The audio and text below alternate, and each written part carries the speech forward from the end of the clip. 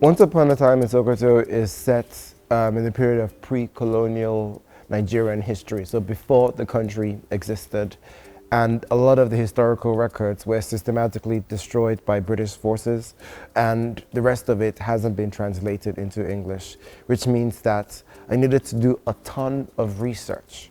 And I spent maybe 2 or 3 years purely doing that. And when I began to conceive of how to pare them down and create a story, there was something I discovered in the writings of Hilary Mantel. And she wrote about how history isn't truth or fact, it is a record of what's left on the record. And that gave me the freedom to create and to sculpt a story that I felt was informative, historically accurate to a certain degree, but also entertaining and also filled with the magic of storytelling. So shout out to Hilary Mantel.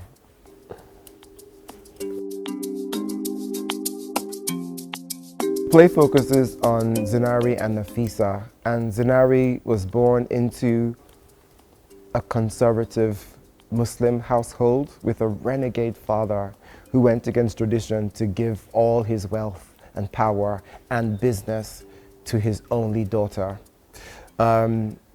This also included the inheriting of slaves, which Zinari refused instantly to partake in. And she ends up selling most of her slaves, all of them eventually. But the story hinges on one rebellious young girl who comes back for revenge. Her name is Nafisa. And because of the colonial pressures and dangers and eventually the colonization which befell the entire region, it forced their home domestic life into a pressure cooker, which was pressurized into this diamond of a friendship, which was very unlikely given everything that they faced.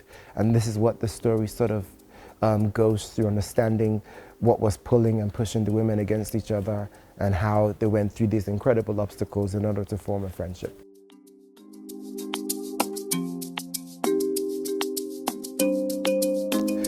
The form of the play is written with aspects of traditional storytelling, which is essentially how I grew up learning about storytelling and learning about performance, actually, by the stories my parents would tell me when I was a kid, particularly my mother, and then watching my father entertain whole groups of men eating beer and meat by telling stories. So I wanted to try and create a story that unfolded across similar traditional patterns, which meant that I had to steer away from classic Western theatrical storytelling devices, which is two people talking in a room, for instance.